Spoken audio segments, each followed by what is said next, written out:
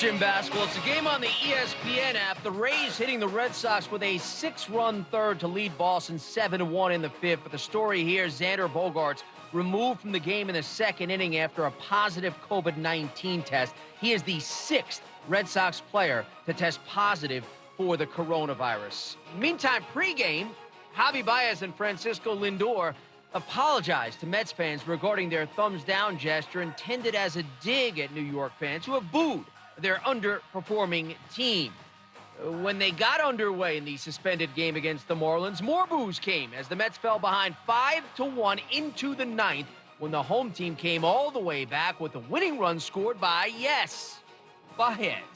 And Conforto slashes one the other way, base hit! That ties the game! Alonso in! Baez digging for third! It's kicked by Alfaro! Here comes Baez! Turn those thumbs around! Javi Baez races home with a winning run! And the Mets win it 6-5! Gary Cohn, SNY. Baez sprinting home from first on a single by Michael Conforto. They win the opener 6-5 with that 5 spot in the ninth. Lead the nightcap in the sixth in a 7-inning affair, 3-1. Conforto, a 2-run home run. Cut down day in the NFL, and the Patriots today releasing quarterback Cam Newton, meaning the rookie Mac Jones will open the season as New England's starter. The Patriots also cutting loose veteran Brian Hoyer. So right now, Jones, the only healthy QB on the roster. Coming up on Wednesday, Keyshawn was wrong. And wait for it, Dan Orlovsky was right. Cam Newton was cut by the Patriots, and Mac Jones will be the starter. You won't want to miss these fireworks Wednesday on ESPN Radio.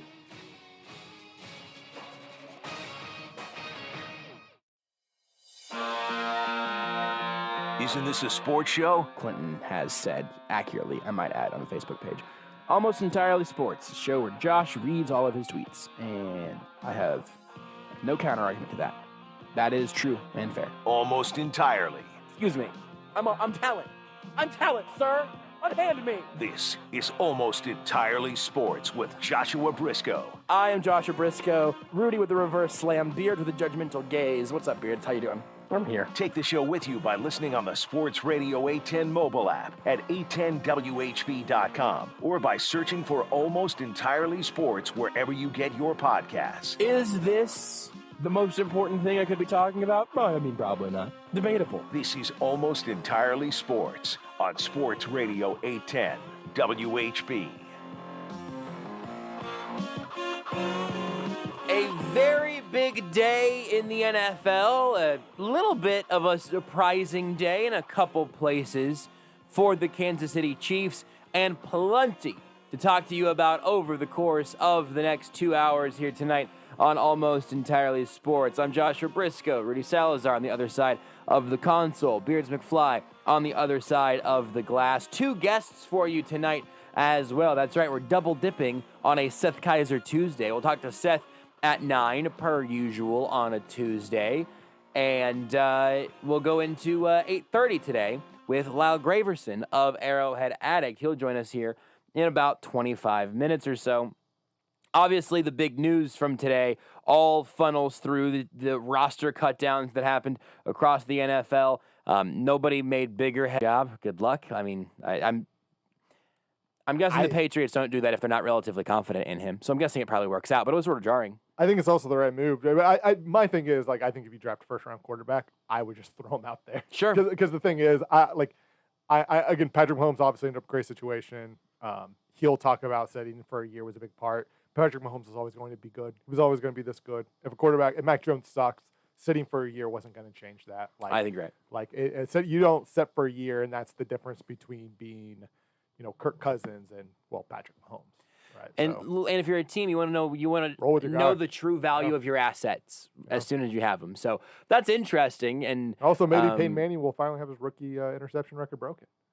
I heard him talk about he was basically just like, I can't get this record broken because nobody will start their rookie quarterback for 16 games. That's funny. That's pretty good. I like that, especially if it's going poorly. Yeah. If it's going poorly at game 10, Brian Hoyer all of a sudden gets dusted off. And teams, we got obviously into a subject very fast. Like teams should, if you especially if it's a first round rookie quarterback, throw him out there for all 16 games. Yeah. No matter if he's terrible, then you know what, he's just probably not good, right? Yeah. That's how they learn.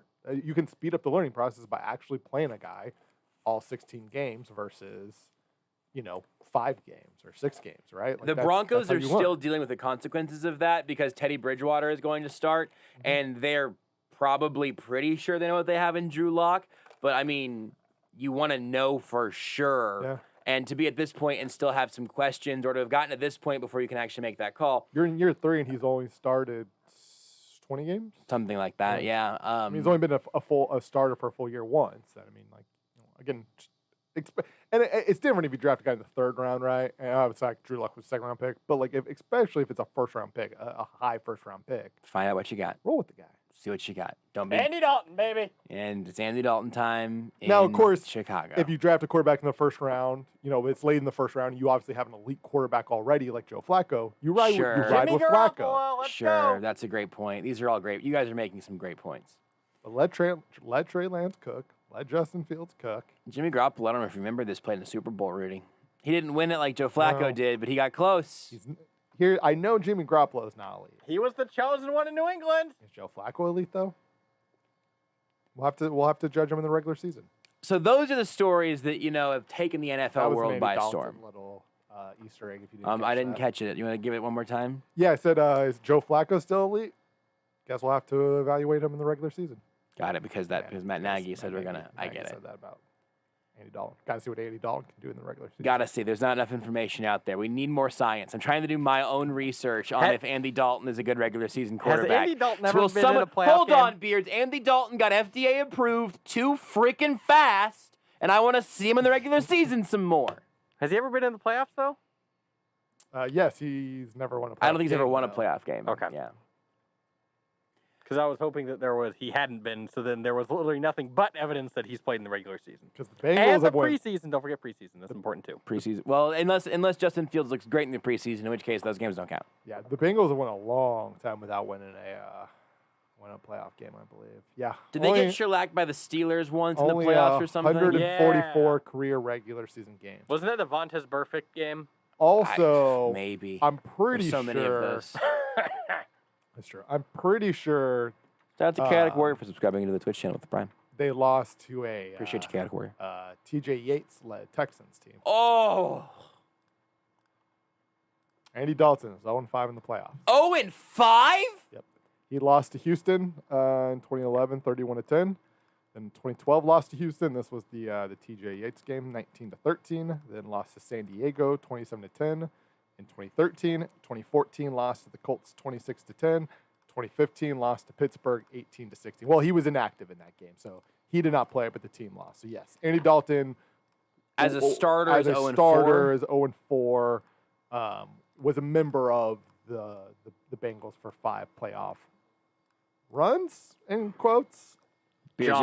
you have the loudest mouse in the history I know. of all of technology. I know. Yeah, he was Hey, at least it inactive. works. It's like ASMR.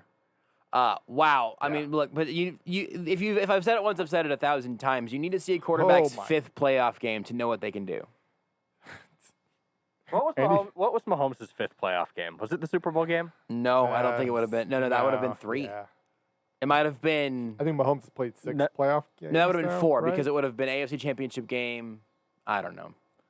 I'll look it up. What was your incredible stat going to be? Andy Dalton in the playoffs is 88 for 158. That's a 55.7 completion percentage. Not if you're good for wondering. those of you playing along at home. 1 touchdown, 6 interceptions. In 4 games, as a starter, he's thrown 1 playoff touchdown. But averaging 5.75 yards a carry with 4 fumbles, 2 lost. He can scoot. He's averaging a fumble every playoff game. He has 10 turnovers in 4 playoff games.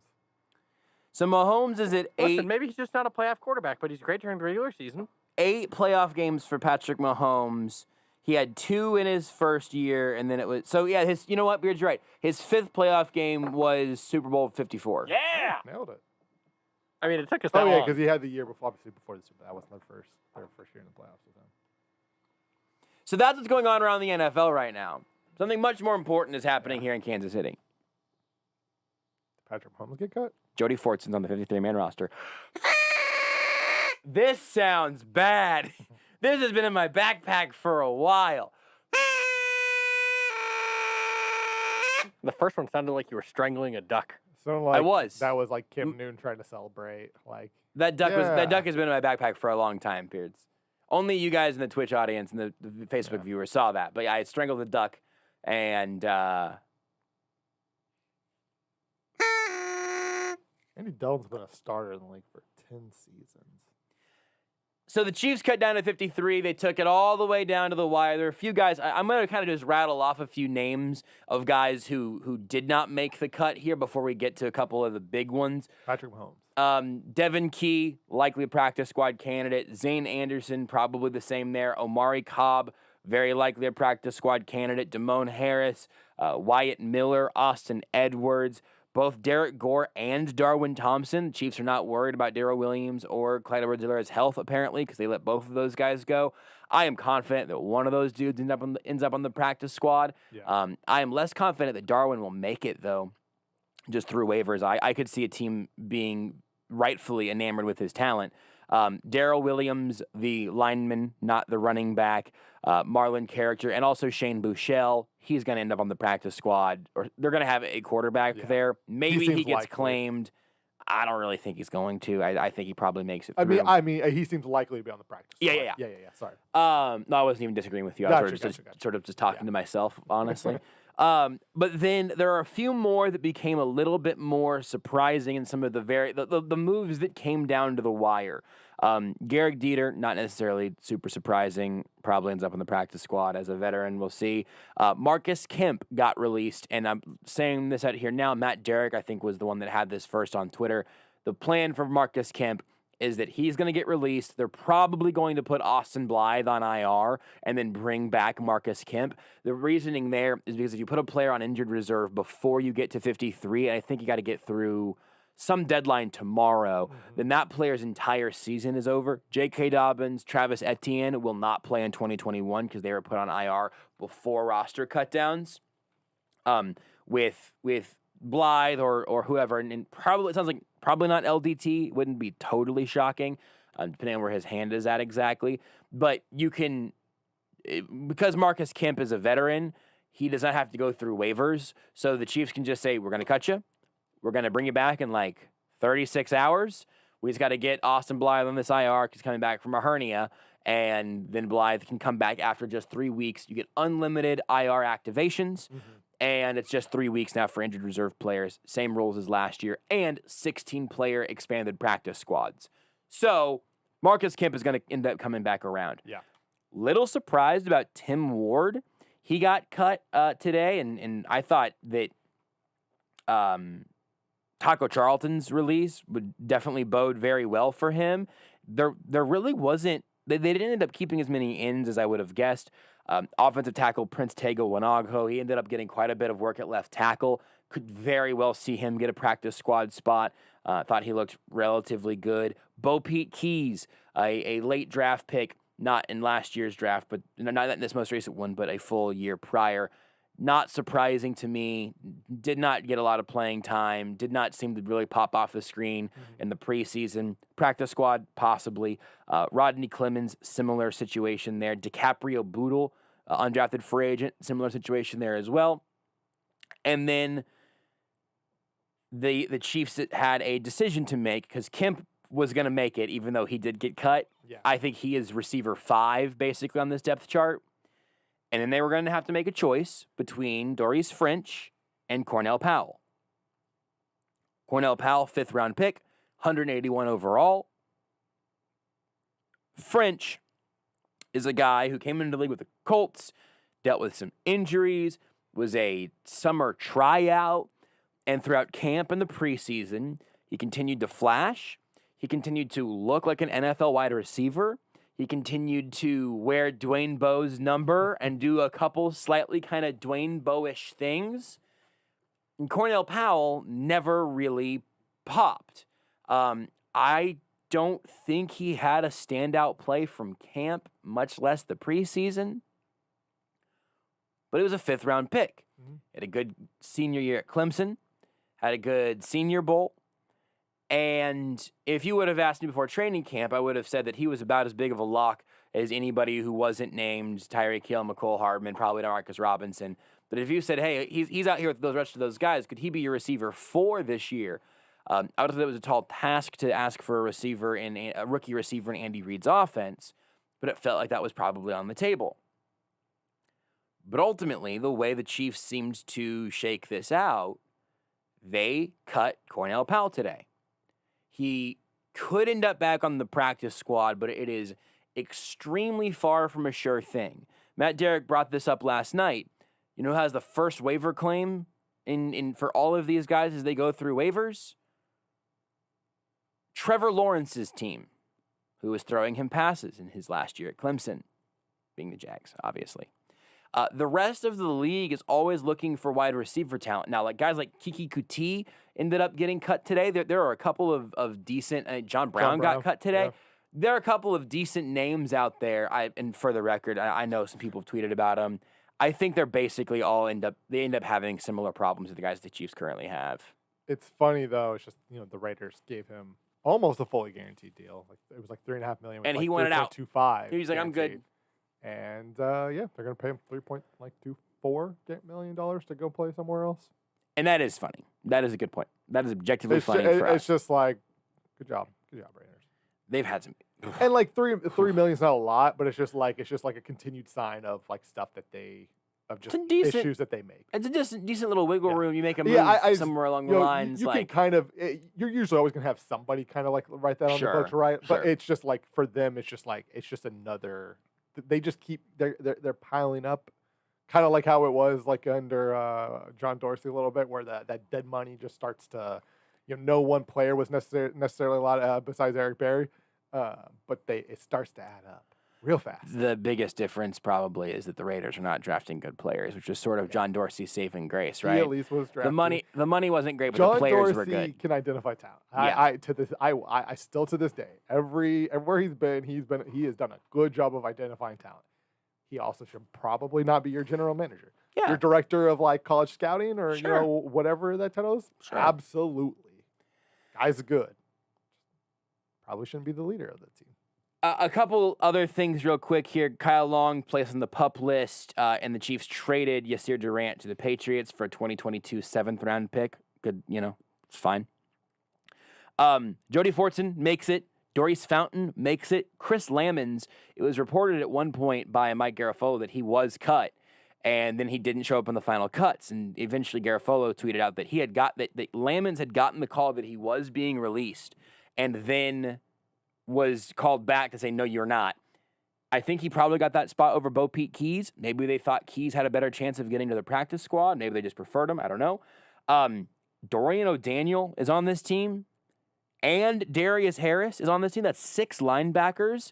Now, one point of note is that Willie Gay Jr. has a toe injury now that we all learned about today. Although I think there were kind of some rumblings of it yesterday that I didn't hear about it until Andy Reid mentioned it today. So maybe that's a little bit of Willie Gay insurance. And boy, howdy, man, I hope Willie Gay's on this is playing soon. Hopefully week 1. He tweeted that he should be back soon. We'll see. Also, not necessarily a huge surprise, but LDT on the roster, and Michael Burton, the fullback, on the roster. And also, as of right now, my guess is that Darius Harris is probably not on this roster in 2 or 3 weeks, maybe in a few days. Guys get cut, the Chiefs might put in a claim on somebody. Maybe they end up just waiting to see what the free agency group looks like. Some of the vested veterans that don't have to go through waivers. If they want to, I think I saw like Mike Pennell got cut. If they wanted to end up getting some more defensive help back on the interior, not that they really need it, but like if something came up there, they wouldn't have to claim him. They could just offer him a deal. A lot of moving parts there. That's mostly the most interesting stuff. And also, genuinely just very happy for Jody Fortson. His press conference today was great. He just was a dude he just seemed very, very grateful for the, journey of his last 3 years to pay off is pretty cool. That's what I say again, because like it's not like this was just an undrafted free agent who made the team. Like this has been a 3-year journey for him. Like he's heading to the position change. Yeah, he's heading into his 4th year in the NFL. Like the reality is like he's got a height speed combo that obviously provides you more chances than maybe the average guy, but like he was heading into year 4. Like, those chances start, you know what I mean? Like, they start to run out at some point. Like, he was getting I think close he's going to the into end. year 3 now. Or, going. Yeah, Okay, he had the camp as a receiver where he had the preseason, a camp as a receiver with no preseason, and then this year. So going into year 3. But yeah, you're a guy going into your 3rd year with 0 preseason games, or regular season games. You start to run out of time. And especially, like, we thought, for sure the last couple years, like, he would be a week 17 kind of call-up, right? Especially, I think last year it was like, oh, this feels like this is the game, right? He gets essentially called up for the week 17 game. And it never happened, right? Yep. Like, so, like, even the Chiefs kind of, like, passed over him to a degree a couple of times. So, like, yeah, it's a huge moment for him. And Nate Taylor had a great story about him about him dealing with that process of being like suggesting that he changed positions and then him going through and doing that. Like, again, man, that doesn't happen successfully all that often. Most of the time, it's Traymon Smith moving from defensive back to running back. It lasts 2 weeks and he gets cut or he moves back or whatever. Guys will try stuff, but for Fortson, it worked. And also, they're carrying 4 tight ends now, which should be a lot of fun. And so that's very exciting. I want to spend a minute on Powell here, though. There are varying degrees of what you can do here. The Titans cut a receiver that they traded up for into the 4th round. They cut him today. Never going to see a regular season snap with him, right? That is a huge blunder. You're talking about multiple picks out the window because you evaluated wrong. Either you evaluated your own roster wrong or you evaluated this player wrong, whatever the moves may be. That is a huge mistake that if we were doing radio in Tennessee, I think would be like 2 hours of me screaming at the sky, even though the Titans are pretty good as it stands. It's just sort of malpractice. The Chiefs drafting and then cutting Cornell Powell is not malpractice, but it is a blunder, and it is surprising, I think, in the grander scheme of things, and it's disappointing. And it can be those things without being the world's worst crime ever committed. It is disappointing, though. This is the first player in Brett Veach's tenure as Chiefs general manager to not make the active roster after they were in the year that they were drafted. Bo Pete Keys only made it, 1 year as a very late pick, but he was on the roster last year. Powell was the first guy to break that trend for Veach. And he didn't pop, he didn't flash, but I also think that it would have been a very easy sell for him to just be literally inactive over the course of every game, a scratch every week if you want, or maybe he only steps in if someone ahead of him gets hurt. But you say, hey, red shirt here, and going in the next year, you're going to have a bigger role. Mm-hmm. That would not have surprised me at all. Now, I don't think it's a bad thing that they looked at their roster and said, we think Reese Fountain can help us more right now than Cornell Powell can. And honestly, maybe Fountain can help us more next year than Powell could. I think that if that's an honest evaluation of your group, that's a positive thing. Probably better to rip off the Band-Aid instead of carrying around, Breland Speaks for another year. That's fine. But it is still bad. It is still. Think about how we value. Again, Yasir Durant got traded for a 7th round pick. And no, I haven't heard anyone, in fairness, not to put up a straw man here. No one's been like, oh man, that changes the Chiefs' future. But 5th round draft picks get hyped, both before those picks are made and after. Those picks are valued. Those picks show up in trades. And those 5th round draft picks end up having an impact on your team if you do it right. People love Mike Dana, 5th round pick. Snead was a 4th round pick. Noah Gray, also in the 5th round in this last year's draft. They took Cornell Powell over Trey Smith. I know that's not cut and dry, right? I know that there are other things going on there. The Chiefs, I'm sure, thought there was a better chance that Trey Smith would be there in their 6th than Powell would be. But the best estimate of Brett Veach has a press conference tomorrow. If Brett Veach comes out and says, we liked Cornell Powell, we still like Cornell Powell, that draft pick I think we made on good choices, but we ultimately had to play a numbers game, and Darius Fountain won that spot.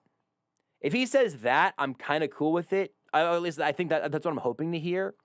If he says, you know, it just didn't work out for whatever reason, that is not an answer that I find to be reasonable for why a team just lost a 5th-round pick. And it's also, like, I want to know what changed from them when they drafted him to when they cut him. More than I want to try to dig in and be like super critical about how they wasted a 5th-round pick. 'Cause I don't know, that's a great use of my breath. But I am really intrigued by what changed there. If the only thing that changed is that you got a different number 6 receiver, then I think that if Powell was that easily jumpable, I do wonder if they feel like they made any mistakes in the scouting or in their own evaluation of their own roster. And it's also just kind of a bummer. Like I got to talk to him for 8 or 9 minutes or whatever it was a couple weekends back, and I thought he seemed like his head was on straight, that he was dealing with all of the difficulties of being a rookie in this system, but that he was very capable of doing it. And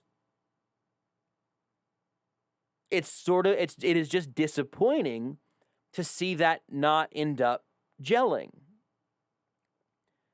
I don't think it's some sort of atrocity. I'm very curious as to what changed. I don't know if we'll ever really get to know the answer. And also, if you said that I could keep Cornell Powell on this roster and try to let him play out, let him develop as a player, I'm not arguing he was there right now. I don't think he probably was. I do think Fountain is more helpful right now. I think Marcus Kemp, as a special teamer, is more impactful on game day than Powell was probably going to be. I understand that. But, like, Dorian O'Daniel and Darius Harris, are they both doing more in the grand scope of this team than Powell could have? I mean, if it's going special teams, I guess, but there are a lot of dudes on this roster that you go, well, that's a Dave Tobe pick. There are like 5 or 6 of those guys. And I would have liked to have seen Cornell Powell have a chance to develop in this offense. And I wonder if the Chiefs think that they just could not make space for him. And I think like most things in life, if you really want to make space for it, for something, you probably can. It might be hard. You might have to sacrifice somewhere else. But if I really wanted to go to the gym every day, I would have to cut some other things out of my life to make time to go do that. It would be hard. But I don't really want to go do that, so I don't. I think that there could have been a place for them to try to figure that out with Powell. I'm guessing that they didn't want to try all that hard. And again, if he ends up on the practice squad, if they feel like he's going to end up being there, I would be very happy because, again, I'd like to see what his career would look like in Kansas City, not just anywhere, but in Kansas City 2 or 3 years in. But the Chiefs, whatever their logic was, decided that was not worth their while. So clearly the biggest cut of the day today, and quite a few things that we'll be able to talk about still over the course of the rest of the show. Whenever we come back, we'll talk about it with Lyle Graversen of Arrowhead Addict. He'll join us next here on Almost Entirely Sports. Want more Almost Entirely Sports? Watch the show live on the Sports Radio 810 Facebook page.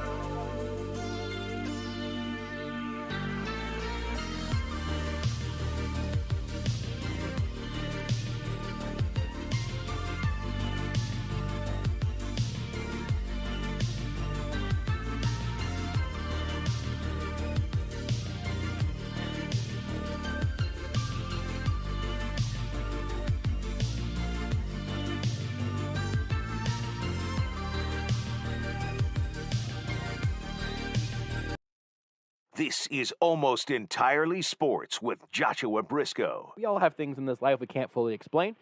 Like, what's the purpose of life? Is there a God? And why did the Chiefs cut Jeremy Maclin? On Sports Radio 810 WHB.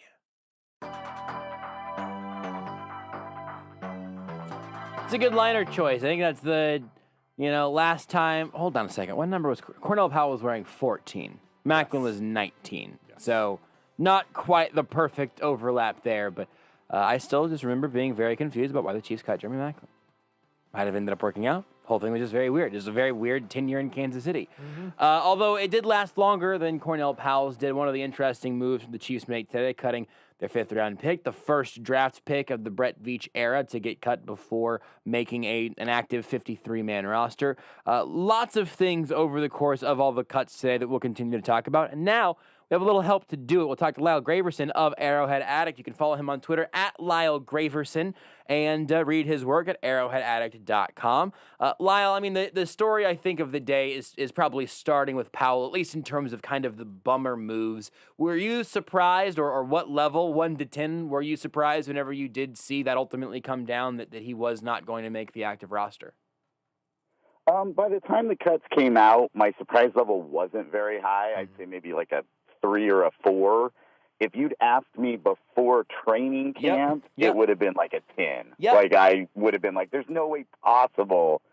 But there was no buzz. There was no, like, standing out in the preseason games, really. There was no, like, where he was in the rankings of getting playing time in the preseason games. Like, it all just looked not good for him. And so I think the writing was kind of on the wall, but it doesn't mean it's still not, like, disappointing that that's where we were at by this point. I agree with that the whole way through. And I'm not trying to, like, I don't want to lead anybody to being like, yeah, Brett Veach is an idiot, because that's really not where I think this reflects on. But I'm just interested what you think what happened over the course of that process and what changed from, their evaluation of him at the draft to their evaluation of him today. I mean, you mentioned not popping in camp or in the preseason and everything, and that's totally fair. I don't know that, Demarcus Robinson necessarily did. He obviously has a longer resume of being a guy the Chiefs trust, at least on some level. But I don't know. Does that do anything for you in terms of, like, oh, right there, that's probably, at least since Breland speaks, that probably the biggest sort of misstep they've made in terms of draft pick allocation? Yeah, I mean, look, you're not going to get me to be pound the table for Demarcus Robinson, guy. Right. That is not me. In fact, I'm not pound the table guy for really any wide receiver on the roster other than Tyreek Hill guy. Mm-hmm. But I think, to me, this says when they got him in the building, their response must have been, oh, man, this guy isn't quite where we thought he was. Like, even if they thought his ceiling was still good, I think they keep him. Like, if they had seen enough when they got their hands on him that they went, okay, he's not going to help us this year, but we still see his ceiling being the same as when we drafted him, I think he's on the roster. So to me, this says they saw something that went, man, we're not so sure, to the point where we're going to risk trying to get him onto the practice squad. And if that doesn't happen, we'll live with that, which that's where, to me, the bummer is. It's less about the fact that he got released and more about the fact that they weren't scared of, after working with him, they weren't scared of the possibility of losing him. Is where it's kind of like, yikes, because that, when you don't have a strong wide receiver group from top to bottom, the fact that your 5th-round pick couldn't even make it as a developmental guy is not wonderful. Yeah, it's not. That's a wonderfully diplomatic way of putting it, though. It is not wonderful. I was just sort of scrolling through your Twitter before you jumped on with us here, and I saw that it seems like you might be a little bit enamored with the idea of maybe a couple receivers that the AFC West just cut outside of Kansas City. The Chargers cut Tyron Johnson. The Raiders let John Brown go, presumably at his request. Kiki Houti out there as well. Are you enamored with the idea of maybe adding a receiver to this group that we just talked about? Enamored may be a little strong, but I am certainly open to it. Like I said, I'm not sold on our wide receiver depth in terms of, like, I always think of it in terms if Tyreek Hill went down, would we be okay? And I don't know, man. I don't know that we are. I don't know that I would feel like, oh, it'll be fine. You know, Hardman will just move over to Hill's spot and Kelsey's still there and it'll be fine. I just worry. I just worry that he'll bring so much and there's just nobody else I really trust. So it's one of those things where I'm going to put my faith in the coaching staff and Brett Veach. And if they go, yeah, we would rather have one of those guys than Fountain or Kemp or somebody like that, then I'm like, sweet, bring them in, because I'm not 100% sold on any of those guys. And if they don't make a move, I won't be like, you know, throwing things and cussing up a storm, because I don't know that any of those guys are just like definite. You know, I like Kiki Kuti, but I think he's more of a slot guy, and I don't know that that's necessarily where we really need the most help. Yeah. And then, you know, John Brown would be, I think I tweeted something to the effect of, I can't imagine being a safety and looking up, and if the three receivers were Tyreek Hill, McCole Hardman, and either Brown or Tyron Johnson, who's a good young deep threat, like all three of those guys can just burn you deep. So if they had like some combination of those, like to me, that's like a safety's nightmare. Like, holy cow, who do I protect? What corner do I help? You know, over the top. So that would be kind of fun to think about, because it would add a dimension that somebody like Robinson or Pringle or Fountain, they don't have quite that same burner status as a couple of those guys. So I'm intrigued there. I would certainly, if they came out tomorrow and said I think they'd have to put a waiver claim in on Johnson, or that they could sign Brown outright. I would be, if they were excited about bringing either of those guys, I would get on board real quick. Yeah, I think that's where I would be also, where I think that for the most part, I mean, because you mentioned, you know, what would the state of the Chiefs be if Tyreek Hill is suddenly off the field? And it would be bad, which is also true for, 30 NFL teams, probably. You take away their number one receiver and the offense gets significantly worse. So, like, I understand that there's a give and take there, but to be able to just have more of those weapons that would be frightening for a defense is fun. We can play a little Madden like that. I would be more than happy to see them just try to run. Just have them run four verts. Just have him run four verts with those three guys. Let Travis Kelce, go vertical and then hook around a little bit and just see what defenses do. I think, I would not hate to see it. Exactly. One thing that I very much wanted to talk to you about today, and that you have tweeted about, you have picked up the good fight in terms of the Chiefs tight end group. We know they have kept all four now. Travis Kelce, Blake Bell, Noah Gray, Jody Fortson, they're on this roster. I listed them in that order for a reason. I think you would probably list them in that order as well. Please talk to me, and more importantly, talk to the people about sort of the flag you are bearing for Blake Bell right now, and explain where you're coming from on that. Yeah, it's a lonely place on Blake Bell Island these days. It feels like everybody and their mother is just like, you don't need the guy that can block but's not a big weapon. It's in today's NFL, get rid of that guy. You don't need him. Just go with the flashy upside guys. And my campaign is to try to get fans to understand that Blake Bell and Travis Kelce don't really play the same position. Mm-hmm. I know they both have tight end next to their position name on the roster, but in Andy Reid's offense specifically, the tight end 2 is really kind of a different position. And you almost need to think of tight end 2 in Andy Reid's offense as the fullback to the traditional running back. Mm-hmm. So Blake Bell is to Travis Kelce what Burton is to Clyde Edwards-Helaire. It's not the same position in Reid's offense. And I think people think of the New England offense when they had Gronk and Aaron Hernandez, and it was two pass-catching guys in the offense that they used at the same time.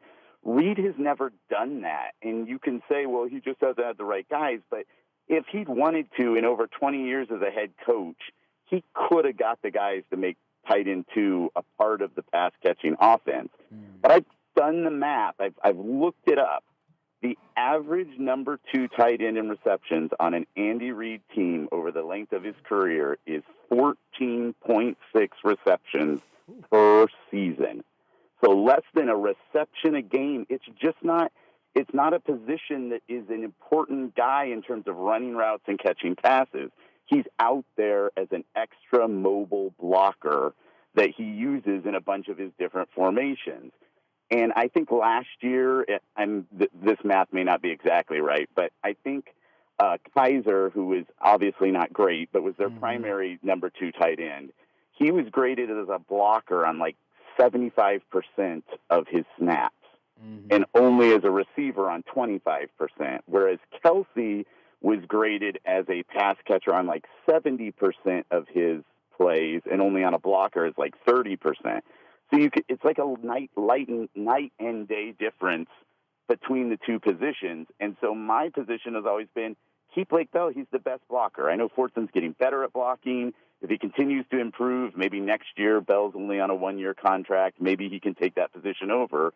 But if Bell's the best blocker of the 3 right now, and that position's 3/4 blocking, it doesn't make sense to force a pass-catching guy in there. Like, that's just when that's not the role it plays in Reid's offense. So I will continue to pound the table for Blake Bell. And if you watch the touchdown drives of the first-string offense on the last preseason game, it was all Blake Bell in that tight end 2 spot the entire time. He's basically the starting tight end 2, and they brought in Noah Gray to back up Kelce at the tight end 1, which, again, is just a completely different position in Reid's offense.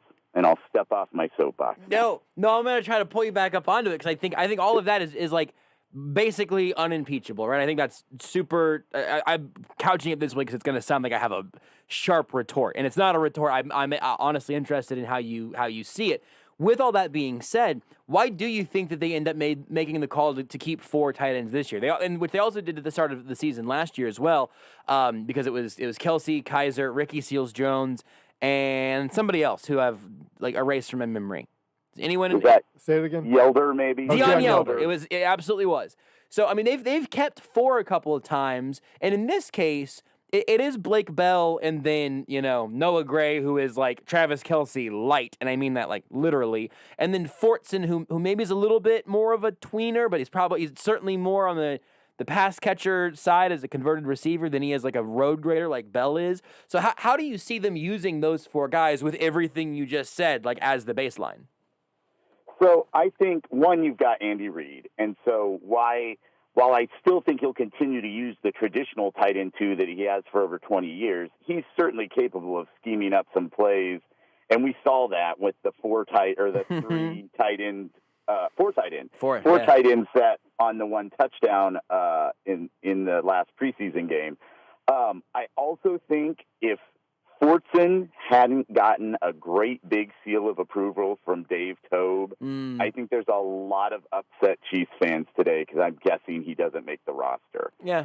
Because essentially, if the Chiefs think Fortson can continue to develop and maybe become a good enough blocker, and I know you have Seth on next. He did a great piece on how Fortson's blocking had improved. If they see that in his future, you keep him around. Bell's on a 1-year deal. Maybe they feel like he can play that block-heavy position next year. And if he plays special teams just as well as like an extra safety that you might have kept, you're not really out anything by keeping him as that special teams position as opposed to the safety that wouldn't have played on defense anyway and would have only been in special teams. So you don't really lose a bottom-of-the-roster special teams spot. You just turn it into a tight end instead of another position and give him another year to develop and give Reid another toy to occasionally throw out on the field when he wants to mess with the opposing defense. I guess I'm feeling this more today than I would have yesterday, but like Noah Gray as an experimental and 5th-round pick doesn't necessarily mean that he's going to be here for 4 straight years. I don't know. I genuinely don't know how they feel about him kind of internally at this point. I don't feel like I've heard a whole lot since maybe early in camp. So, and certainly you won't hear me complain because I am ready for Jody Fort season. Yeah, and I just when I first watched him, and I'm talking Noah Gray, my thought was this guy's just a big slot receiver. Yeah. I mean, So I think, he was willing to try to block, but there's a lot of wide receivers that are willing to try and block Sure. too. You wouldn't play them at tight end. Right. So I think, and you saw this, if you watch, there was one snap on the, I don't remember if it was the first or second drive of the last preseason game where he did sub in for Kelsey. So they still had two tight ends on the field. Bell stayed at the tight end 2 spot, and Gray lined up in the slot in place of Kelsey in kind of what I would call the tight end 1 spot. And I think they feel like he can handle that part of the job as a route runner. Sure. Because, again, like I said, he kind of comes off as just a big slot receiver at this point. And so it still allows you, if Kelsey has to come off the field, you don't have to change the playbook. Like, you can't go, well, we can't run that route because if we just bump Bell over to tight end 1, he can't run the route that Kelsey did. Now you've got a guy that can. So I think there's some potential to still use Gray this year, even though the hype machine kind of calmed down a little bit and it kind of shifted over to Fortson. I think you still may see Gray as just that route running only kind of occasional guy that gets in, but it'll be interesting to see what happens once the regular season really starts. I'm going to go super broad here, and if you don't have anything that leaps to mind, I can narrow us down. But outside of the groups we've talked about, did anything surprise you from some of the cut downs today? I know you wrote the piece on Arrowhead Addict about some of the tough choices they'd have to make. Did any of those tough choices surprise you? I think the only 2 spots I had wrong were I had Kemp making the initial roster, which I know they said they'll bring him back. Right. And I had Tim Ward making it. Yeah. And I didn't have Harris making it at linebacker, and I didn't have Lammons making it at corner. So nothing. I was really surprised about Lammons, but he was really like the only one that I was like, oh, okay. I was not expecting that. The rest all kind of made sense to me. I was bummed about Ward though, just because besides the wide receiver productivity after Hill, the pass rush upside on the ends, at least. I love the D tackles, but the pass rush off the edge is still kind of a concern of mine, and I thought Ward was at least a young guy that flashed there that I would have liked to see on the active roster and get a little bit of a shot. But that's pretty minor. There's nothing that just made me like fall out of my chair or anything like that. And the Harris and also Dorian O'Daniel inclusions from the linebacker group, somebody, I tweeted out, at that moment of like, that is, I did not expect to see 6 linebackers, but then someone pointed out that, we just found out that Willie Gay Jr. has a toe injury, and maybe that's in the back of their heads. O'Daniel, is a Tobe stamp of approval guy. I am quite confident. And you mentioned Lammons, which is kind of interesting because he was reportedly cut earlier in the day. And then Mike Garafolo of NFL Network tweeted that out. And then later, whenever he was not on the final cutdown list, he said that Lammons had gotten the call that he was let go and then got called back later to say, psych, I guess. And then they ended up letting Bo Pete Keys go. So I wonder if that's them thinking that maybe they have an easier time getting Keys on the practice squad than they would have with Lammons, or maybe they're more comfortable letting Keys go. But that one, you're right. I would not have had Lammons on my 53, and it sounds like for a minute the Chiefs did neither. Yeah, and I would not. If I was him, I don't know that I'd go buy a house. I'm not not to be mean. Yeah. But if that's where he was at one point today, if there's a single guy that they're interested in claiming or signing, you've got to think that he's on the short list to be back off the roster again if there is somebody. So, I wish him well. I hope it works out for him. Maybe he'll stick with the team and be amazing and it'll be great. But it wouldn't surprise me if of all the guys released today, if there was somebody that Brett Veach went, wait a minute, I like that guy. And if you were low enough on the list that they called you and told you were gone at one point today, you're probably, real close to getting another one of those calls sometime soon. And then as far as the linebackers go, I'll be curious to see if once Gay hopefully is back up to full strength, whenever that is, if then there's a roster move and maybe somebody like a Harris or something is back off and they bring somebody else in somewhere else. I don't know. That'll be interesting to watch as well. It's crazy with the 16 player practice squads that like we are going to get to a point where we have I didn't think we're going to end up here, but it would be a 69-man roster. Nice. And that is relatively nice. That was not a long setup by me. I just did the math of 16 plus 53, and the answer is simply 69. Nice. I don't know why you guys are giggling. I don't understand. But anyway, just the roster continues to expand, which is good. Better for more guys to have more jobs and for teams to have more flexibility. Lyle, I don't know if you've got something in the works coming around the corner soon on Arrowhead Addict, or if you want to just point people to some of the stuff you've done since the last time we talked. Anything on arrowheadaddict.com that you want to either prepare or point people to? No, I mean, you could check out the 6 toughest roster cut-down decisions piece that I had on Monday, because I tried to write it as something that would be relevant even after cuts to kind of talk about the pros and cons of the different guys that they could keep. And then if you really just, like, were moved by my passionate Blake Bell, diatribe, I did a piece, it's been, like, a couple months ago. If you just Google, like, my name and Andy Reid tight ends, it goes in depth in how he's used that tight end 2 position. I touched on some of the points today, but trying to convert people to seeing the truth about how he uses that second tight end and why Blake Bell has a spot on this team. I'll tell you what, let's split the work. If you tweet that out from your Twitter account at Lyle Graversen, let me put it out there. I'll get it tweeted out there as well. So you can just go straight to at Lyle Graversen on Twitter. You can follow Lyle there, see all the work that he does as it comes out, and maybe we'll get people a one-click path to the Blake Bell story as well, or the tight end 2 story. Right. I'll do it. I'll send that out as soon as I'm off here. All right. Well, let's get you out of here so you can start tweeting, which is what all of us are doing all the time. Appreciate your time, Lyle. Thank you for not just joining us, but also rescheduling after we scooted some things around last night. Great to get to talk to you again. Yeah, absolutely. Follow him on Twitter, at Lyle Graversen. Those are E's. It's Graversen. It took me a while to learn that, and once I did, I'll never forget it. And you can check out his work at arrowheadaddict.com. At JB Brisco, at Beards McFly, at Not That Rudy, at Sports Radio 810. Just do it already.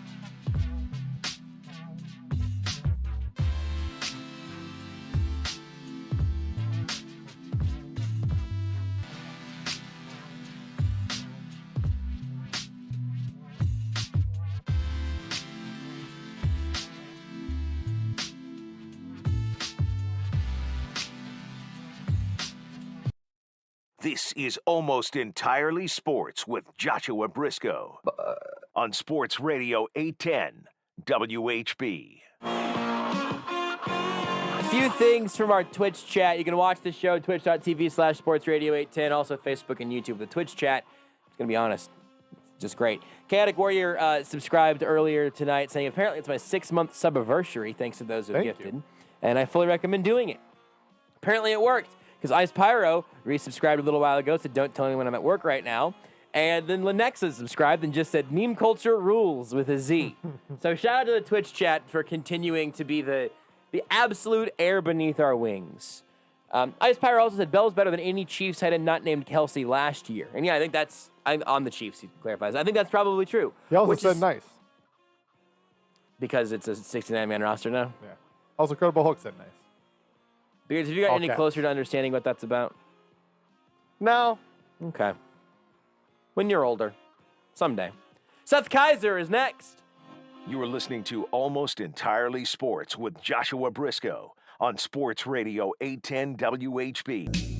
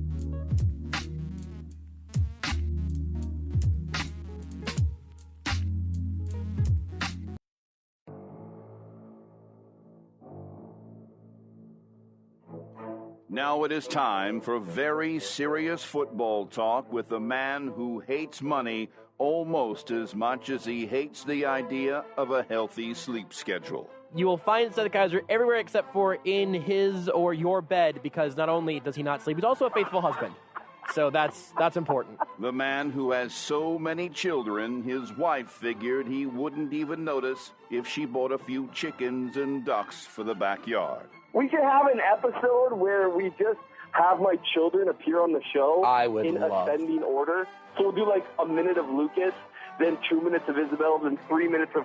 Man, I have a lot of kids. The man who does all of this while being a lawyer in a state that has snow all 12 months of the year. Until it freezes, I'm okay. Yeah. I actually felt very at home driving through southern Iowa. It was snow everywhere, and people were slowing down to like 40. It was adorable. I was driving slowly, but I literally was hanging my head out the window screaming, and that was disconcerting. It's Seth Keysor of the Chief in the North newsletter, The Athletic, and the Times Hours podcast on Almost Entirely Sports.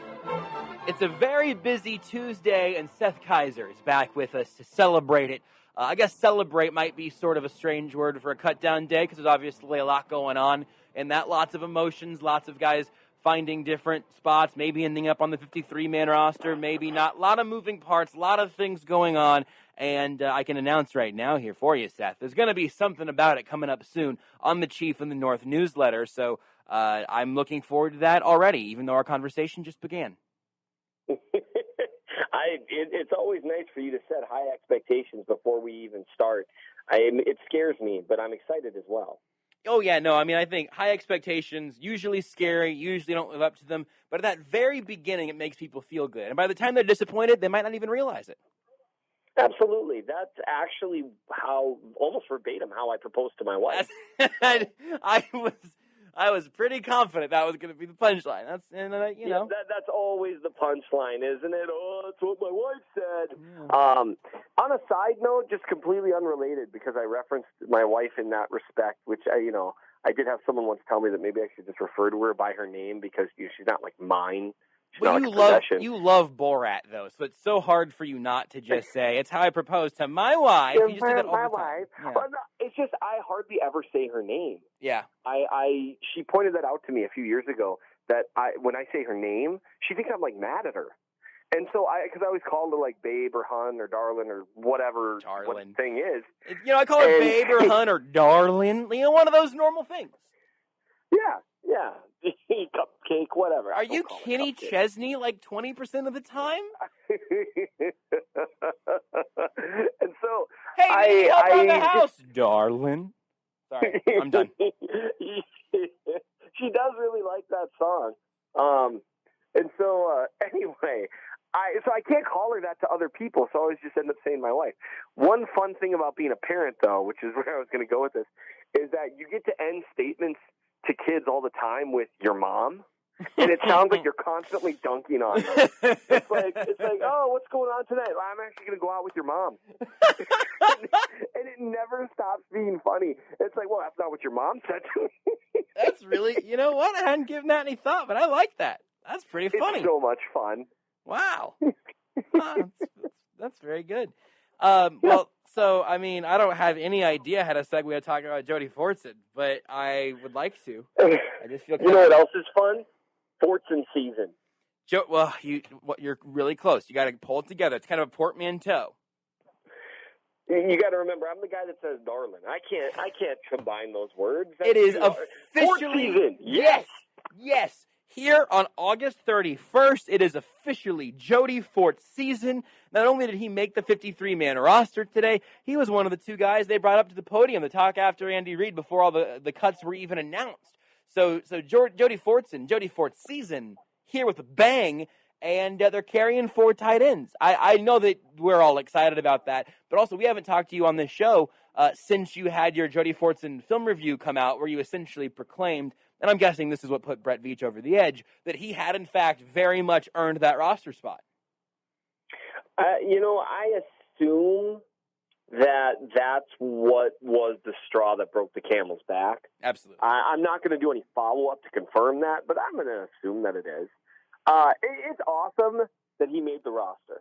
And what's fun is the Chiefs do seem to have an understanding of at least a little bit, the pulse of the fans and things that might excite the fan base.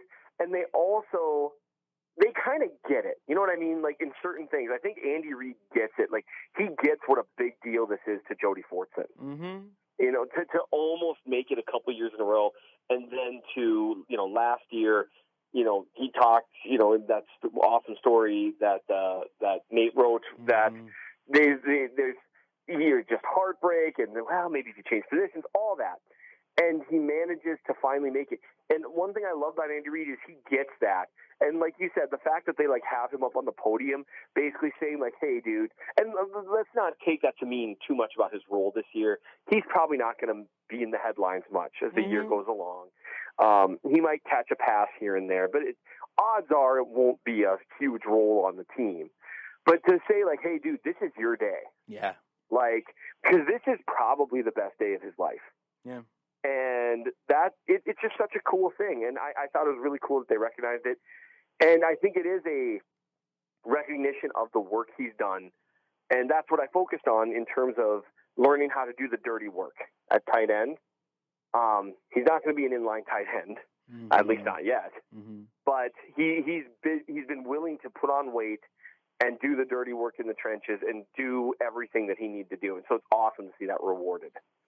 Was there anything else that from your review and everything? I mean, you mentioned in the dirty work, not an inline blocker and all of that. Is there anything there that, as you went through and looked at him a little more closely as the player, that made you go you know what? I don't think people give him enough credit on X, Y, or Z. Or boy, this really surprised or impressed me. I think that I just can't come back enough to the development as a blocker. And just willingness to throw your body around after an entire career of learning to do it differently, right? You spend all your career avoiding contact or blocking a certain way, and now it's, no, I need you to throw your body into this 250-pound human. And to do it not just with some willingness, but to actually do it with some technique. It's not as easy as people think. And there are examples across the league of people that, just maybe got recently moved to the tight end position and just weren't able to block. Not that I'm talking about anyone in specific, because I don't want to get myself in trouble. But there are some recently... You making a real heel turn and dunking on a former, collegiate and professional football player who tried to make that pivot with his various sort of, their fictional... sort of aura around them. You dunking on that fictional person would be an incredible twist, I think, in your character arc. Yes, which is why I would never do that. I don't even know. There's no one who would do it to, because that person doesn't exist. That's a fictional thing. Indeed, that seems almost impossible. But it was very impressive to watch that. And to were you talking about Tim Tebow?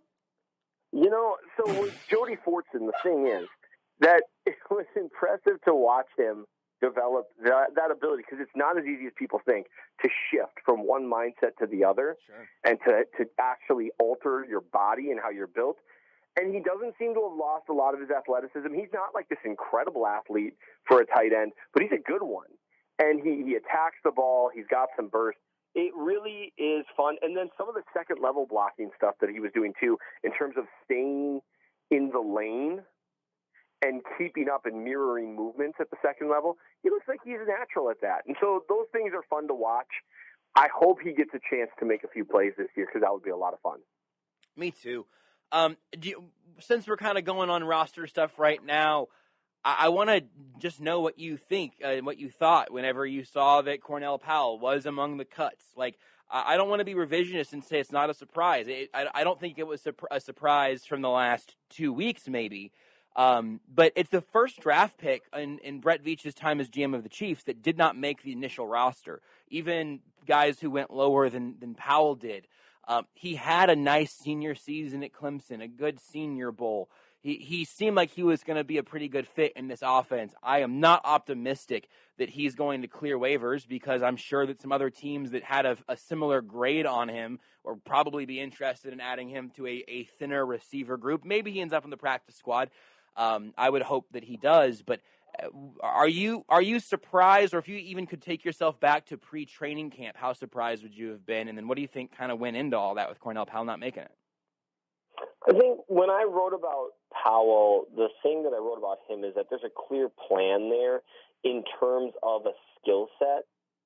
And that was always his road to making it. And I think one thing that I didn't write about that maybe I could have at the time is when your road to making a roster, or to not even making a roster, but to contribution is a narrow road. It's a narrow skill set. We think you do A, B, and C well. And those are the three things we think you do well. So you need to do those things well. It's a little different from, say, like, being a receiver who maybe might do a variety of things well, doesn't have maybe speed limitations, that sort of thing.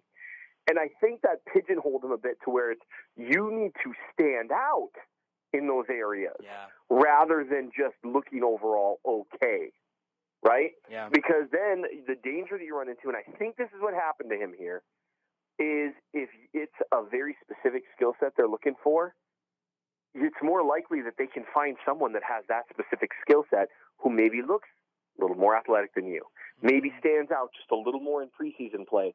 And that was always the danger with Powell, is that it was a narrow skill set thing they were looking for. And he just got beat out at those things. You know, he got outplayed by someone I don't think the Chiefs expected him to. And that's another good story. I mean, at the bottom end of the wide receiver group. Yep. And so I'm a little surprised. But, I mean, when I went to camp, he didn't look like the sixth best receiver there. Right. And so it didn't stun me. And the final thing worth noting with wide receivers, and a few people did mention this, that when you've got a guy who was in college for 5 years and really didn't do anything until that last year, that's at least worth noting. You know what I mean? Sure. Like, if it takes until someone's 23, someone, a good friend, Ryan Hall of the Amateur Hour podcast, RIP. They were basically Ryan's fine. Ryan is okay. The podcast is sort of on infinite hiatus. Oh yeah, it's on hiatus. You said Ryan and Amateur Hour and then RIP. I just didn't want anyone to think that anything had happened to Ryan. Oh yeah, no, nothing happened to Ryan. Ryan's great. That was Rest in peace, the Amateur Hour podcast. That is a good correction. Thank there. you. Thank you. But they were kind of the OGs of Chiefs podcasting before there were 400 of them, right, of which we are proud, contributors. Absolutely. So he pointed out that McCole Hardman is 6 months older than Cornell Powell. Yeah, it's crazy. And people are really hard on McCole Hardman. And it's like, well, he's looked exponentially better than Powell in the preseason. And it just goes to show there's just only so much time to develop. And so I would say maybe if you've got a guy that just doesn't do a ton until his senior year, that's worth noting. So that was a long road to a short thought to say it's not the most surprising cut, other than the fact that he's a draft pick. Yeah, I mean, I know this is not this cut and dried, so I don't want to just go, well, this clearly they they don't know what they're doing. But they took him 45 spots before they took Trey Smith, who was like the steal of the draft, got him in the 6th round. And they could have taken Trey Smith sooner if they really thought. And again, I know that part of that is we think Trey Smith will still be there. We don't think Powell will be. Whatever. I understand all that. They also could have taken a receiver earlier, and I would have loved that at the time. And I was relatively optimistic about Powell. I don't want to push your hand. I'm interested in what you think that shows from a talent evaluation standpoint, because I can't imagine that they were surprised by what they saw from Powell necessarily in camp. But it obviously didn't end up working. And if they just want to, I'm gonna cut myself off. I'll tell you what I think after you tell me what you think. I need the question again. What? Yeah, totally fair. Totally fair. What do you think about how the Chiefs got to this point with drafting him in the 5th round and then cutting bait 4 months later? I think they probably got there because they got maybe a little bit more than they were expecting from some unexpected places. So for me, it's kind of one of those things you have to look at the picture as a whole. I personally view 5th round draft picks about the same as undrafted free agents. honestly, in terms of likelihood that you're going to get like a guy who does more than special teams or even does well on special teams. Statistically, isn't a little bit of Brett Veach's MO now, though, that he gets really good production out of late round draft picks? Like, don't we do that for Rashad Fenton and Mike Dana and Trey Smith? Like, I don't know. I feel like I'm not sure that that's at least the reputation. I understand that you have a different. Sure, but if you hit on like 1 out of 5 fifth-round draft picks, you're hitting at an above-average rate, and that's where it just doesn't bother me that much. It's just a matter of I view that all as roster churn, and I think they were just churning, and they churned out someone. I think if and I can never be sure.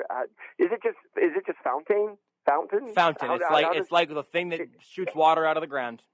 Yes, thank you.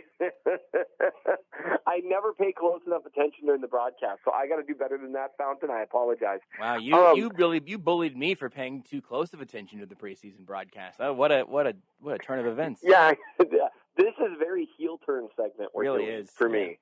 So I think Fountain just impressed, and I think if he hadn't, I'm guessing that spot would be Powell. I think you're right. I think that's true.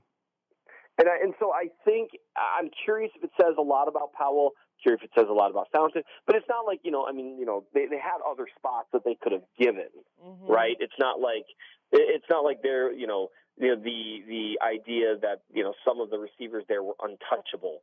But I do think that they only kept 5 receivers. Hill, Hardman, and Robinson were always going to be there, obviously, right? And the people are like, I don't know, Robinson might be on the bubble. It's like, Robinson's not on the bubble. No. That was never a thing. Yeah. Pringle, I think, was a pretty guaranteed spot. Yeah. And knowing that as of now they're only keeping 5, I think in part because they're keeping 4 tight ends. And Kemp is almost certainly going to be back. Is something that Matt Derrick pointed out shortly thereafter. Because since he's the veteran, then he doesn't have to go through the waiver process, all that. Yeah, he's almost certain to come back. And so I think once you got down to 5 or even 6 wide receivers, I think it just became tougher than people think to make the roster. And I just think that maybe because there was so much hype around Powell, because him and Gray got a lot of hype coming out. And this is, I think, the backside of draft hype. For sure. Is that you become surprised when a rookie who, statistically speaking, is very likely to not work out, doesn't work out. So this is like the other side of that, right? Like we're thrilled when like Mike Dana turns into like a viable player. And then the flip side of that is when it doesn't work out, you're suddenly like, well, wait, what happened? And I think that enough people saw highlights of Powell and certain things of that nature to make them think that it was more likely than not. Darwin Thompson, for the record, like Darwin Thompson getting cut 2 years after being a 6th-round pick or whatever doesn't. That's not going to turn me into yelling about how Brett Veach doesn't know what he's talking about. But the specifics of the guy not making the roster is at least unique, and it is literally completely unique for Veach's time here. Do you feel any differently about the receiver group now that we know who it's going to be? With again Fountain being the guy that comes in and impresses, and I'm not saying they even made the wrong move in picking Fountain over Powell. I probably would have kept, I probably would have kept Powell on the roster over Dorian O'Daniel, but I don't think that Dave Tobe would have liked that, so it is what it is. But how do you feel about that receiver group that you just rattled off now that we're in this place where, we've spent a lot of time talking about the Chiefs' 2nd and 3rd receivers while they're really their 3rd and 4th pass catchers and maybe 5th and 6th. And now that depth there is pretty, it was good enough to keep Powell from making the active roster. Do you think that it's going to be good enough for the offense in the regular season? Absolutely. Barring catastrophic injuries, yes.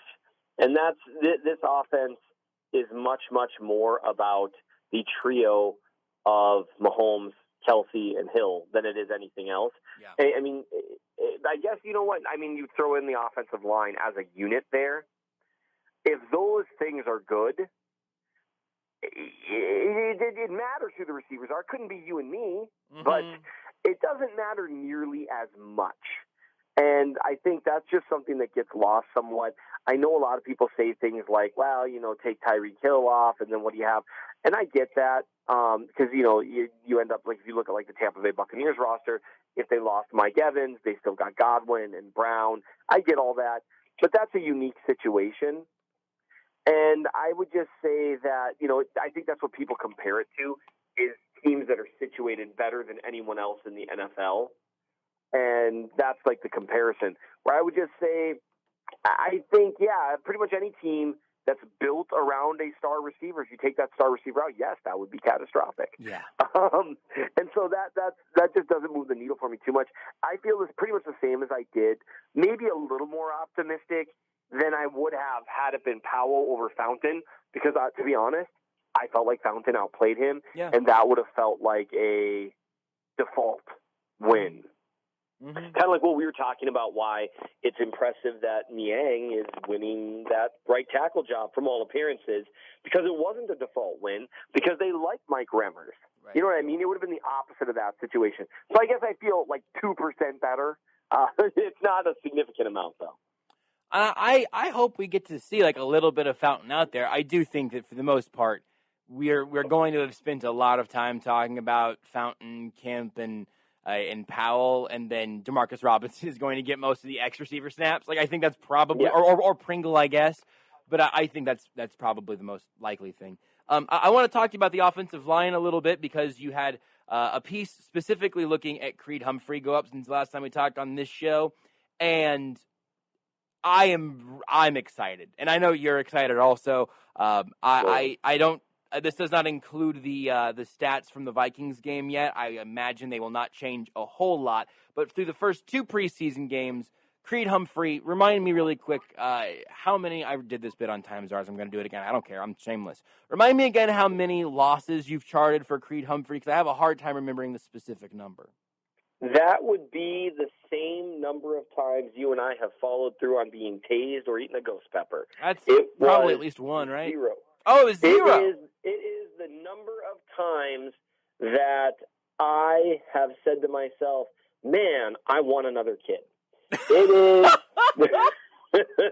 Since I had all 5, mind you. I love you, kids. Nope. No, you said that the way that you said it, and I immediately thought, that probably says some things about the kids you do have.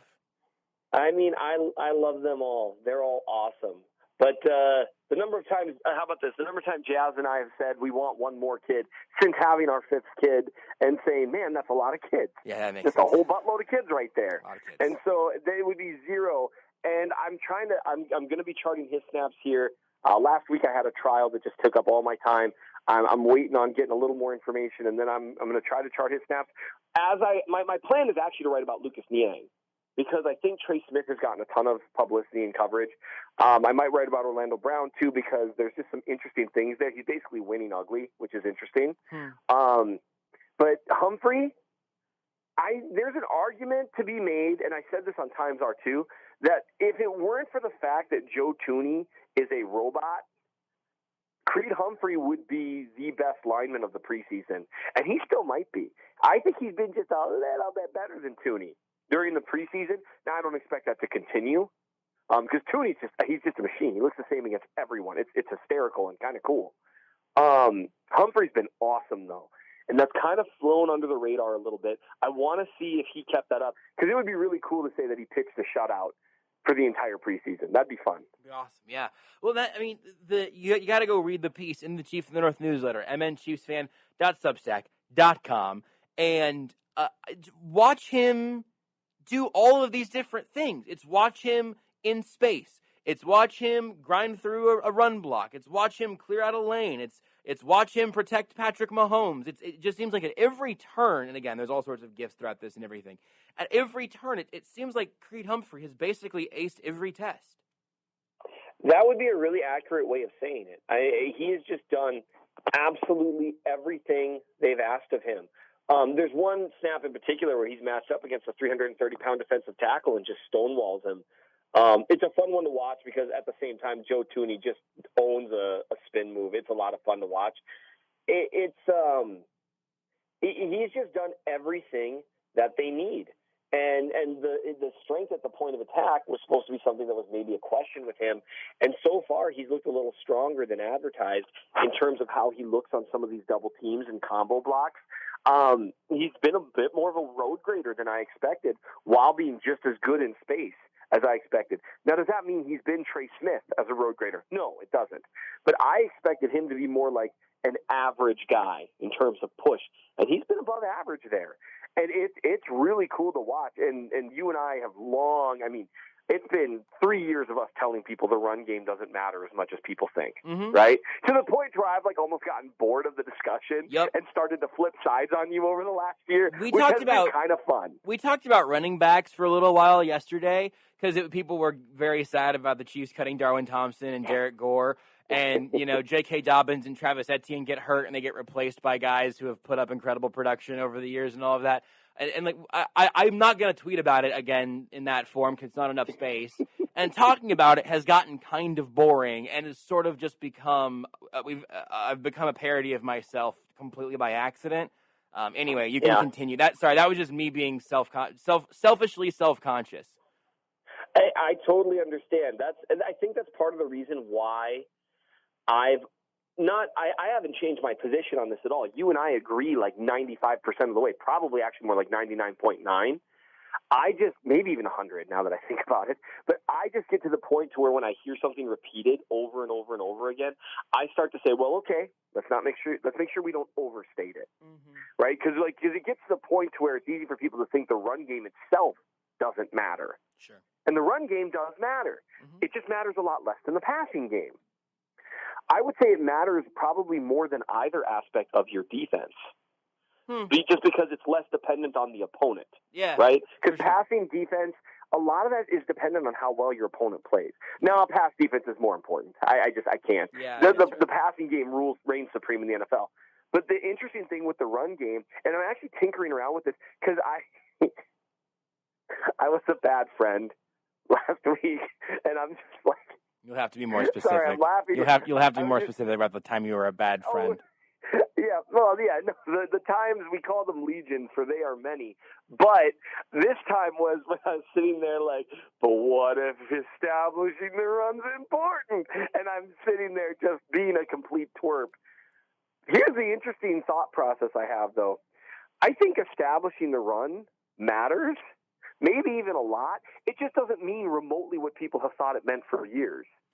People for years have acted as though you need to really pound that rock to establish a run. I think you maybe need to run the ball well once. Yeah. So here's where I'm at right now. That I don't think I've talked about it for the 2021 Chiefs really on this show at all. And so I'll take this as a little Cliff's Notes excuse to do it. The Chiefs are gonna run the ball well this year, the same times that they ran the ball well against Buffalo and their linebackers were backpedaling at the snap. You also want to be able to take advantage of that. If a defense is going to rightfully live in fear of Travis Kelce and Tyreek Hill and Patrick Mahomes, and you cannot punish them for doing that, then your offense is it does get flat. Now I still think that Patrick Mahomes just throwing the ball against 11 defensive backs that all drop in coverage, I think would probably still be a very good offense. But if you're being given a gift by the defense, you ought to take it. And with the line this year, and with them, I'm sure they're going to give Clyde probably more touches than I want them to. But they're going to have a good run game this year, and they're going to be benefited by that offensive line. And there are going to be times when it's super helpful. My concern, and this is where the phraseology of establishing the run ends up being very self-defeating, is that you do that 15 more times than you actually should, and it ends up kind of washing out the advantage that you just built for yourself. Absolutely. And that's the thing that they're going to have to figure out this year in terms of bounce, but the right kind of bounce. Bounce doesn't mean doing everything the same amount, right? I need bounce. Here's the analogy. I need bounce in my relationship with my wife and my relationship with you, Josh. Yeah. I need some balance in that. But that does not mean I'm going to spend the same amount of time with you as I do with my wife, because that would be insane. No one would want that. Yeah. No one wants that. Literally, no one on earth wants that. And so the idea is actually finding the correct balance in saying, okay, we want to make teams pay. and we want to make them pay big. And that second part, I think, is the big difference for this year. They struggled with that last year because it's by and large a run-blocking thing, unless your running back is Jamal Charles.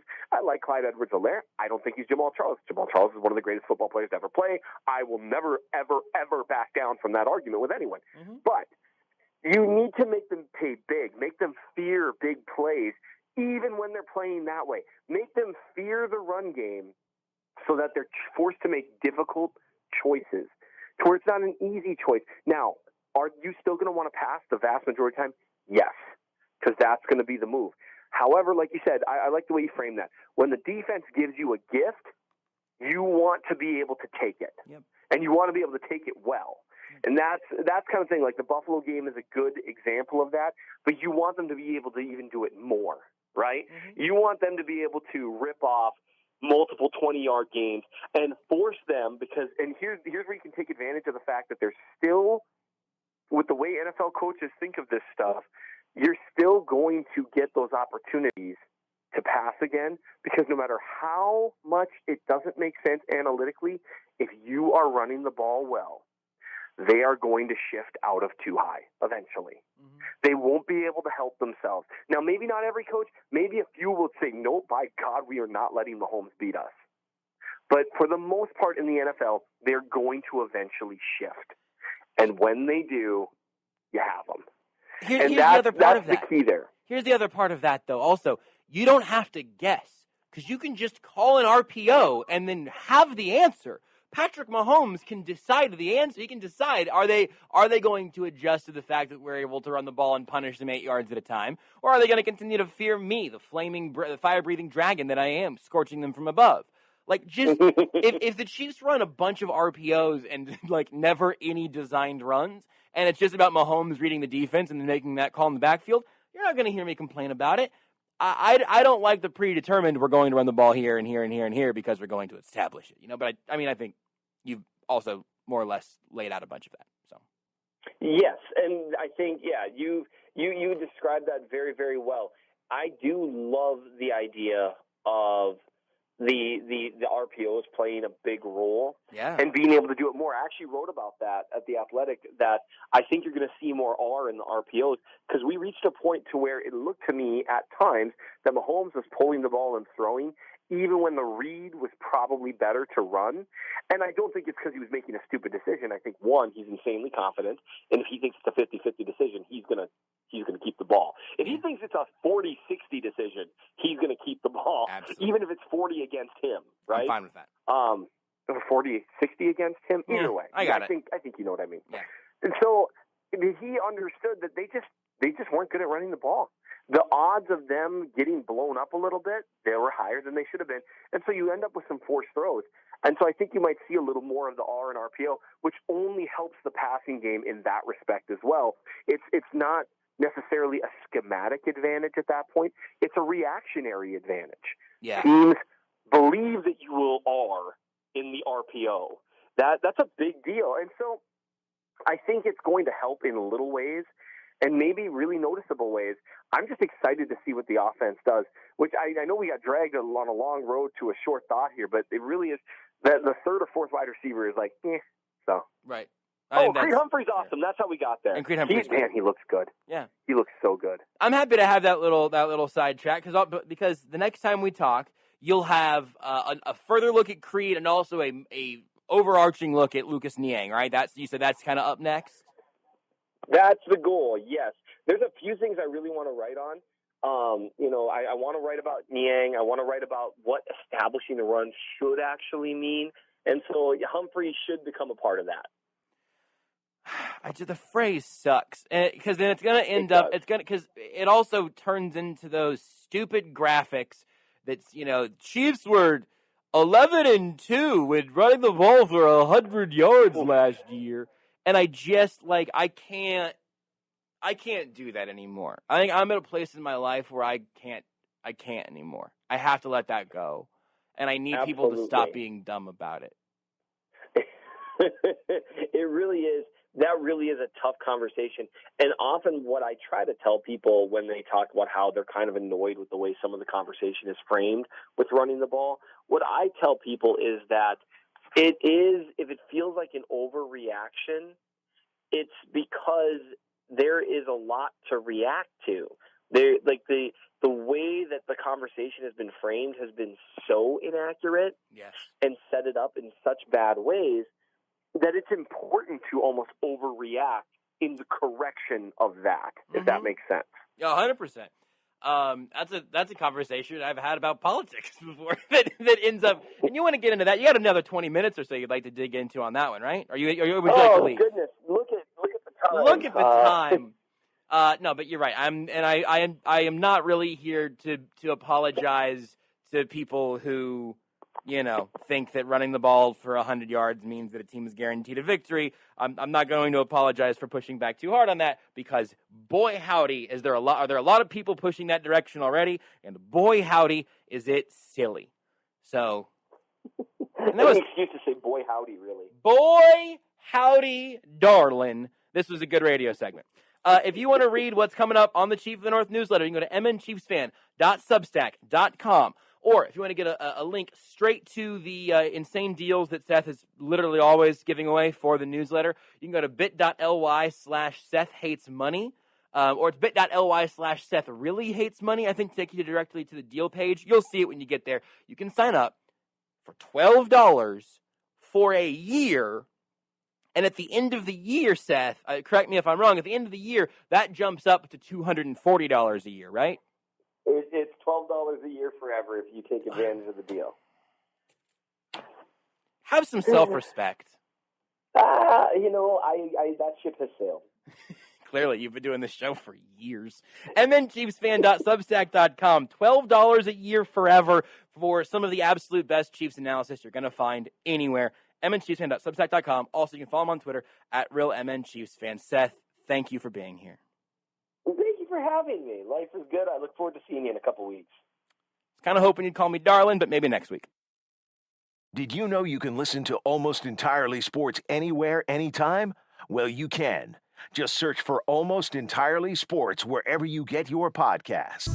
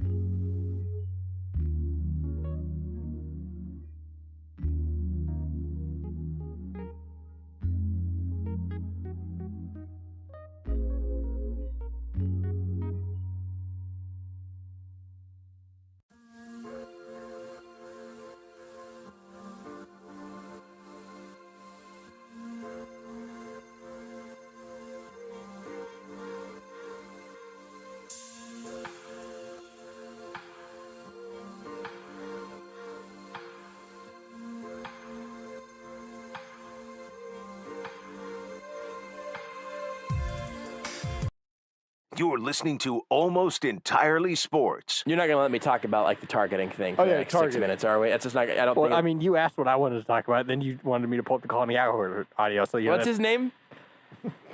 Listen, that was your fault. New Year's? What's the name of that host for Fox Sports 1? With Joshua Brisco. Call Me Arrowhead. On Sports Radio 810 WHB.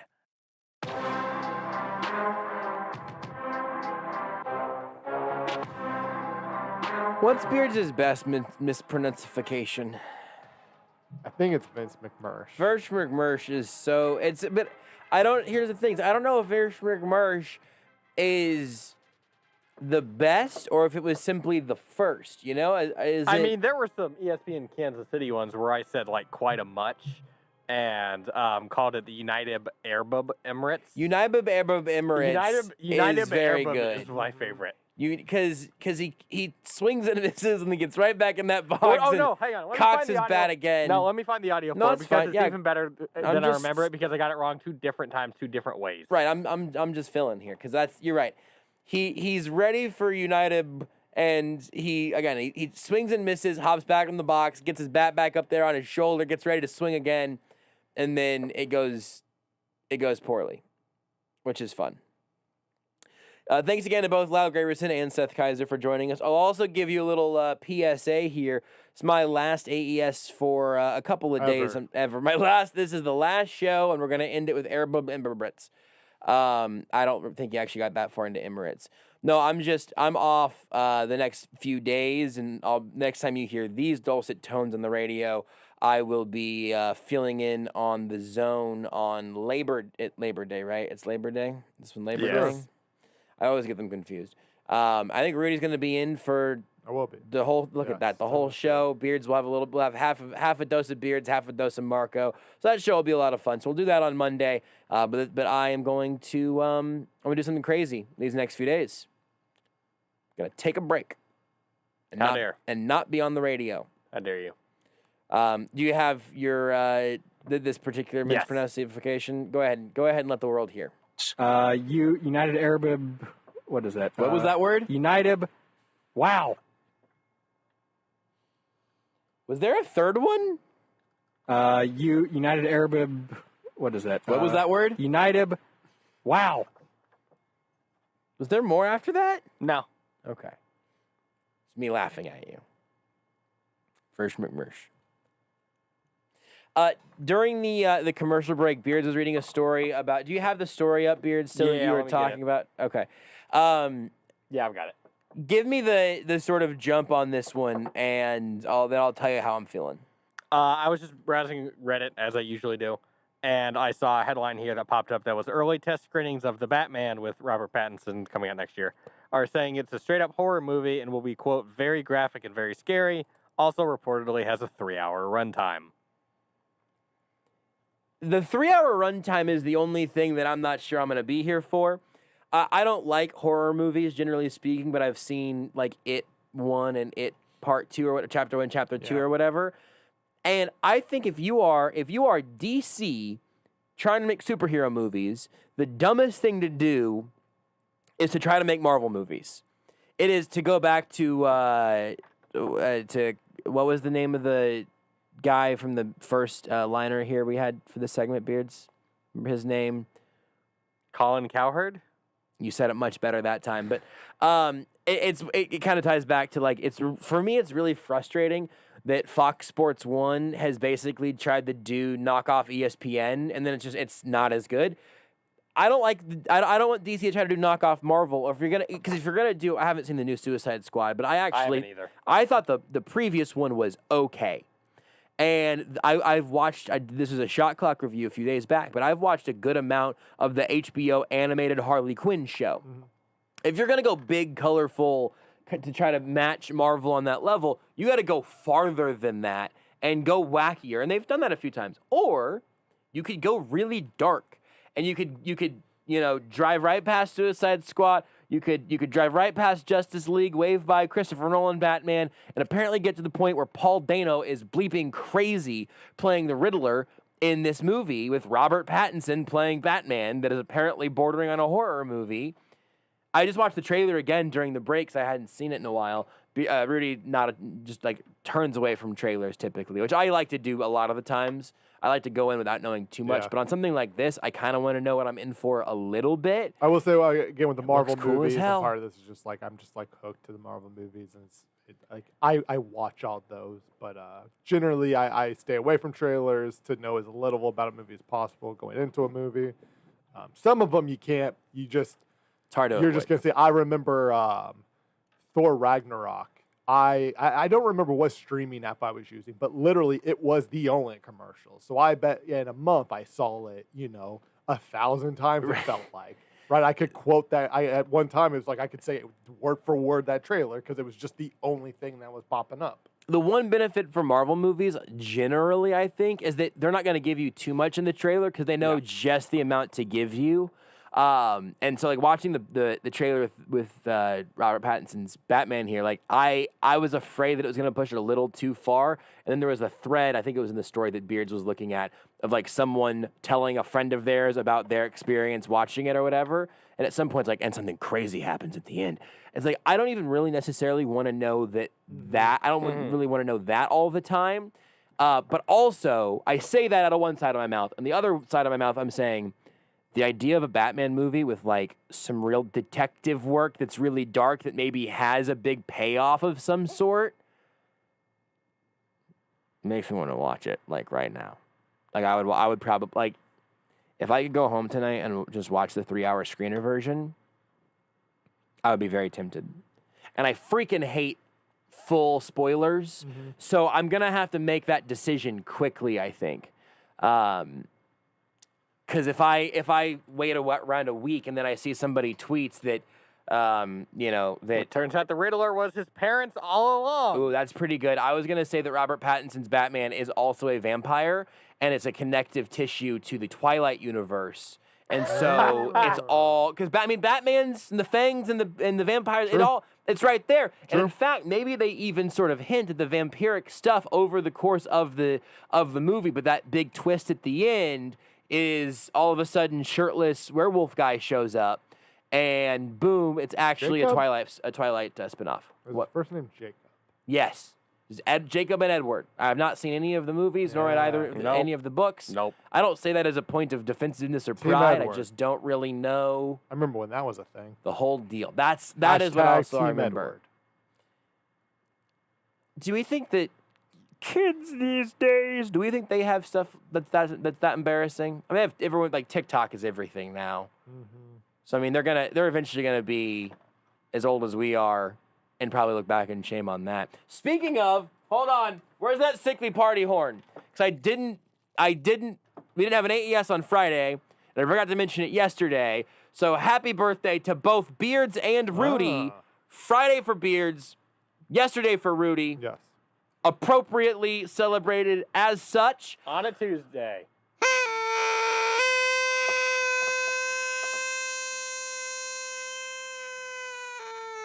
Well, it was a little better that time. It was very loud. A little long. A little long.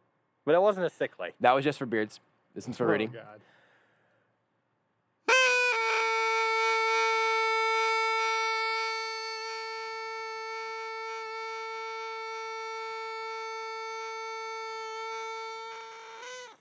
Holding it up pretty good. Thank you. I had to turn that down a little bit. It was getting a little much. Totally fair. I just wanted to give an example of my impressive lung capacity. I'm sorry, anybody listening to that. I hated that so much. And now in celebration of me taking 5 consecutive days off. Oh no! It fell out of my mouth. Yeah, someone telling me that's how your feels right. 5 days That feels off are gonna go. Sometime tomorrow. Oh no. Hey, Josh, you're running in baseball tonight tomorrow. We didn't tell you. It's a 4-hour-long version. Anyway, how old are both of you? 29. So you're 29, right, Beards? Yeah. Rudy is 19. I don't think that's that wasn't true. me saying Never 30 ask for a Rudy. That was me man. saying there's 30 seconds left. Never ask a man his age. You're 31? Can't prove it. 31 is fine. Can't prove 30 it. is here's the thing. I've never seen my birth certificate. I don't know. Beards at 29. Next year's his big one. Rudy, I think you get to live out at least through 33 before that's a big deal. All right, I'm out for a while. Until then, bye, Mom. You're listening to Almost Entirely Sports with Joshua Brisco on Sports Radio 810 WHB. Summertime in Kansas City is here, and for most of us...